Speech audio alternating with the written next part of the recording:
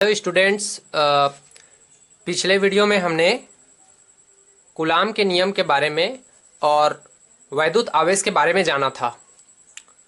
इस वीडियो में हम वैद्युत आवेश एवं क्षेत्र पार्ट 2 में निरंतर आवेश वितरण और वैद्युत क्षेत्र के बारे में जानेंगे। तो सबसे पहले समझते हैं कि निरंतर आवेश वितरण होता क्या है। यह 3 प्रकार के होते हैं। रैखिक आवेश वितरण LCD यानी कि लीनियर चार्ज डिस्ट्रीब्यूशन। दूसरा है पृष्ठ आवेश वितरण यानी कि सरफेस चार्ज डिस्ट्रीब्यूशन। अगला है आयतन आवेश वितरण यानी कि वॉल्यूम चार्ज डिस्ट्रीब्यूशन। तो इन तीनों को समझने से पहले सबसे पहले हमें आवेशों का क्वांटीकृत होना यह समझना होगा कि आवेश क्वांटीकृत कैसे होते हैं। किसी भी पदार्थ में उपस्थित कुल आवेश की मात्रा उस पदार्थ के इलेक्ट्रॉनों के आवेश की मात्रा के पूर्ण गुणज के बराबर होती है। मतलब आप ये समझिए कि यदि यह एक पदार्थ है, कोई भी धातु ले सकते हैं, यह एक पदार्थ है, तो इसमें बहुत सारे इलेक्ट्रॉन्स उपस्थित हैं और प्रत्येक इलेक्ट्रॉन पर अपना एक क्या है, आवेश है। तो यदि एक इलेक्ट्रॉन में 1 आवेश, तो इतने सारे इलेक्ट्रॉन में एक एक आवेश है, तो इन सारे इलेक्ट्रॉनों का योग इस पदार्थ में उपस्थित कुल आवेश के योग के बराबर होगा। ये जो है आवेशों को क्वांटीकृत होना कहलाता है, जिसे मैंने Q = Na से शो किया है। तो यहां पे देख सकते हैं जहां क्या है, Q आवेश की मात्रा, किसमें, पदार्थ में, N इलेक्ट्रॉन की संख्या तथा Q इलेक्ट्रॉन में आवेश की मात्रा, यानी कि पदार्थ में आवेश की मात्रा प्रत्येक इलेक्ट्रॉन में आवेश की मात्रा के बराबर होगा, उनके गुणज के। किंतु वास्तव में किसी पदार्थ में उपस्थित कुल आवेश की मात्रा इलेक्ट्रॉन में उपस्थित आवेशों की मात्रा से अधिक होती है। यह एक आवेशों को क्वांटीकृत होने की थ्योरी में सत्य है, किंतु यदि हम उनका वितरण देखते हैं तो वितरण में यह असत्य साबित होता है, क्योंकि इनमें पदार्थ में उपस्थित कुल आवेश की मात्रा इलेक्ट्रॉन में उपस्थित आवेशों की मात्रा से अधिक होती है। अतः यह मान लिया जाता है कि किसी पदार्थ में आवेशों का वितरण क्या है, निरंतर है। तो इस प्रकार से हम लोग सबसे पहला टॉपिक देखते हैं निरंतर आवेश वितरण का रैखिक आवेश वितरण। रैखिक आवेश वितरण होता क्या है, यानी कि लीनियर चार्ज डिस्ट्रीब्यूशन। तो लीनियर चार्ज डिस्ट्रीब्यूशन चालक के प्रति एकांक लंबाई में, याद रखने वाली बात है, चालक के प्रति एकांक लंबाई में उपस्थित आवेश की मात्रा को रैखिक आवेश वितरण कहते हैं। इसे लेम्डा से प्रदर्शित करते हैं। किससे प्रदर्शित करते हैं, लेम्डा से। तो मान लीजिए यह एक चालक तार है, यह एक चालक तार है जिसके अल्प लंबाई को हमको लेना है, जो यहां पे दिया हुआ है dl। उस अल्प लंबाई में, एकांक लंबाई में कितना आवेश की मात्रा है, वह क्या कहलाएगा, रैखिक आवेश वितरण कहलाएगा। रैखिक आवेश वितरण के लिए लेम्डा से दर्शाते हैं, तो लेम्डा = क्या हो जाएगा, परिभाषा के अनुसार dq/dl, प्रति एकांक लंबाई में आवेश की मात्रा। या इसे लिख सकते हैं dq = लैम्डा × dl। इसका ऐसा ही मात्रक होता है कूलाम प्रति मीटर, क्योंकि इसमें केवल एक ही डायमेंशन है, एक ही दिशा है, और वो क्या है, लंबाई। तो एक ही डायमेंशन होने के कारण यहां पे ओनली मीटर होगा। अगला देखते हैं पृष्ठ आवेश वितरण। पृष्ठ आवेश वितरण या सरफेस चार्ज डिस्ट्रीब्यूशन, परिभाषा दोनों का सेम रहेगा, केवल इसमें क्या करना है, लंबाई की जगह क्षेत्रफल डालना है। मतलब प्रति चालक के प्रति एकांक क्षेत्रफल में उपस्थित आवेश की मात्रा को पृष्ठ आवेश वितरण कहते हैं। इसे किससे दर्शाते हैं? इसे सिग्मा से दर्शाते हैं और इसका एसआई मात्रक कूलाम प्रति मीटर स्क्वायर है। क्योंकि इसमें दो डायमेंशन आ गए, लंबाई और चौड़ाई, इसलिए यहां पे मीटर का स्क्वायर आ गया है। तो परिभाषा के अनुसार sigma is equal to D Q upon d s, प्रति एकांक क्षेत्रफल में आवेश की मात्रा, या d q is equal to sigma into d s लिखा जा सकता है। चित्र में आप देख पा रहे होंगे कि यह एक पूरा चालक है जिसका हमने केवल एकांक क्षेत्रफल को ही लिया है। यह जो है एकांक क्षेत्रफल है जिसमें आवेश की मात्रा यहां पे दिखाई दे रही है Q0। अगला है हमारे पास आयतन आवेश वितरण।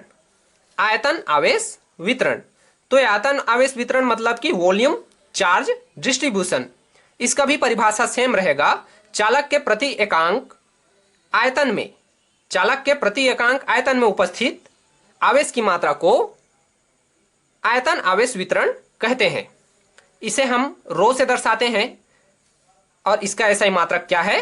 कूलाम प्रति मीटर त्रिघात, यानी कि कूलाम पर मीटर क्यूब। यहां पे क्यूब क्यों आया? क्योंकि यहां पे अब 3 डायमेंशन हो गए, लंबाई, चौड़ाई और ऊंचाई, यानी 3 डायमेंशन होने की वजह से यहां पे मीटर का क्या हो गया? त्रिघात हो गया है। परिभाषा अनुसार rho is equal to D Q upon D V, एकांक आयतन में आवेश की मात्रा, या इसे लिख सकते हैं d q is equal to rho into d v. तो यहां पे चित्र बना हुआ है कि मान लो एक क्यूब है और उसके प्रति एकांक आयतन मतलब छोटा सा क्यूब के अंदर छोटे से क्यूब में प्रेजेंट आवेश की मात्रा को हमने शो किया यहां पे। तो अगला देखते हैं विद्युत क्षेत्र। अगला हमारा पॉइंट है विद्युत क्षेत्र, यानी कि इलेक्ट्रिक फील्ड। तो हम समझते हैं कि इलेक्ट्रिक फील्ड होता क्या है। सबसे पहले परिभाषा देखते हैं। किसी वैद्युत आवेश के चारों ओर का वह क्षेत्र जहां तक वह अन्य आवेश पर स्थित वैद्युत बल लगा सकता है, विद्युत क्षेत्र कहलाता है। मतलब चित्र में आप स्पष्ट इसको समझ पाएंगे। मान लीजिए कि कोई एक बिंदु आवेश प्लस क्यू है और उसके सराउंडिंग में कोई अलग बिंदु आवेश माइनस क्यू है। तो प्लस क्यू आवेश माइनस क्यू आवेश को जिस क्षेत्र तक प्रभावित करेगा या वहां पे बल लगाएगा, वह क्षेत्र विद्युत क्षेत्र कहलाएगा। यह चुंबक की भांति ही है।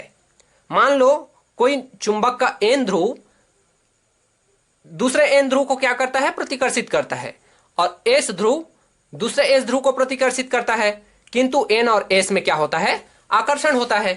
तो जिस दूरी तक, मान लीजिए कि यहां पे एन है और यहां पे एस है, तो इनका भी बीच में एक लिमिटेशन होता है कि वहां तक वो एक दूसरे को प्रभावित करेंगे, उसके बाद उसे प्रभावित नहीं करेंगे। तो जहां तक ये आपस में एक दूसरे को प्रभावित करेंगे, वह क्षेत्र क्या कहलाएगा? वह क्षेत्र चुंबकीय क्षेत्र कहलाएगा। सेम इसी प्रकार से यहां पे जो है विद्युत क्षेत्र है।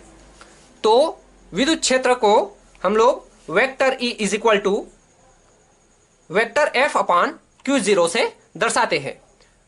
और बात करें विद्युत क्षेत्र के परिमाण की, तो विद्युत क्षेत्र के परिमाण में वेक्टर हट जाएगा, E is equal to F upon Q0।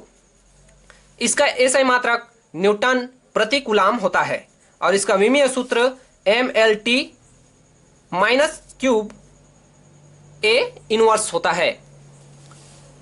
अगला हम देखेंगे बिंदु आवेश के कारण विद्युत क्षेत्र। बिंदु आवेश के कारण विद्युत क्षेत्र, यहीं से हमारा विद्युत क्षेत्र का पॉइंट स्टार्ट होता है और इसके आगे हम लोग बहुत इंपॉर्टेंट क्वेश्चंस पढ़ेंगे। तो सबसे पहले देखते हैं इसका चित्र। यहां पे आप देख पा रहे होंगे कि यह एक बिंदु O है जहां पे प्लस Q आवेश है, और यह बिंदु P है जहां पे Q0 आवेश है, और इनका जो बल प्राबल्य है वो F इस दिशा में कार्य कर रहा है। उनके बीच की दूरी क्या है? R है। तो चलते हैं डेरिवेशन की तरफ। तो यहां पे है, माना किसी बिंदु O पर प्लस Q आवेश तथा बिंदु P पर Q0 आवेश है, उनके बीच की दूरी r हो तो Q0 पर बल का परिमाण F होगा। इस प्रकार F is equal to 1/4πε0 into Q0 upon are square. Equation first, ये कहाँ से आया है? हमारे कूलाम के नियम से आया है। अगला, किंतु विद्युत क्षेत्र का परिमाण E is equal to F upon Q0 होता है। इसे हमने अभी ही देखा, यहाँ पे ये जो हमारा इक्वेशन है वो उसी चीज को शो कर रहा है, E is equal to F upon Q0। तो यदि हम F के वैल्यू को यहां पे रख दें E is equal to F upon Q0 में, तो क्या होगा?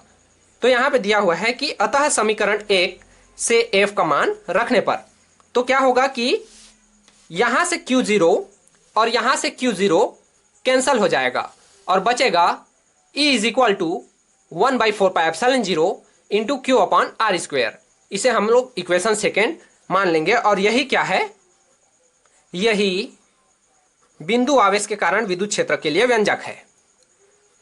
तो अगला, यदि हम लोग इसे सदिश रूप में देखें तो सदिश रूप में क्या होता है? E is equal to 1/4πε0 into Q upon are square into cap R. यहां पे सदिश रूप में लाने पर E में वेक्टर लग जाएगा और एक्स्ट्रा R कैप लग जाएगा। यदि माध्यम का परावैद्युतांक K हो, माध्यम का परावैद्युतांक K हो तो क्या होगा? सेम वही है, E इज इक्वल टू 1/4πε0 और K यहाँ पे ऐड हो जाएगा into Q upon are square. इसे हम लोग इक्वेशन फोर्थ मान लेते हैं। तो इस वीडियो में इतना ही, और अगले वीडियो में हम विद्युत क्षेत्र की तीव्रता के बारे में पढ़ेंगे, अक्षीय स्थिति और निरक्षीय स्थिति के बारे में। तो जाते जाते एक जानकारी आप लोगों को देते जाता हूं। आप लोगों को पता ही होगा कि इलेक्ट्रॉन का द्रव्यमान कितना होता है। यदि नहीं पता है तो जो स्टूडेंट्स को नहीं पता है उनके लिए ये याद रखने वाली चीज है, क्योंकि आगे अगले वीडियो में मैं जितने भी न्यूमेरिकल क्वेश्चन सॉल्व कराऊंगा उसमें यह आप लोगों के लिए हेल्पफुल होगा। तो इलेक्ट्रॉन का द्रव्यमान होता है 9.1 इंटू 10⁻31 किलोग्राम्स। प्रोटॉन का द्रव्यमान होता है 1.67 इंटू 10⁻27 किलोग्राम्स। न्यूट्रॉन का द्रव्यमान होता है सेम टू सेम प्रोटॉन जितना 1.67 इंटू 10⁻27 किलोग्राम्स। इलेक्ट्रॉन पर आवेश कितना होता है? इलेक्ट्रॉन पर आवेश होता है -1.6 इंटू 10⁻19 कूलाम। यहाँ पे माइनस है और प्रोटॉन में क्या रहेगा? सेम उतना ही वैल्यू रहेगा, लेकिन यहाँ पे प्लस रहेगा, प्लस 1.6 इंटू 10⁻19 कूलाम। और न्यूट्रॉन पर आवेश कितना होता है? न्यूट्रॉन पर आवेश बिल्कुल 0 होता है। इस चीज को याद रखना है। तो वीडियो अच्छी लगे तो इसे लाइक करें और सब्सक्राइब करें चैनल को और शेयर करें, बाकी स्टूडेंट्स तक यह जानकारी पहुंचाएं। धन्यवाद।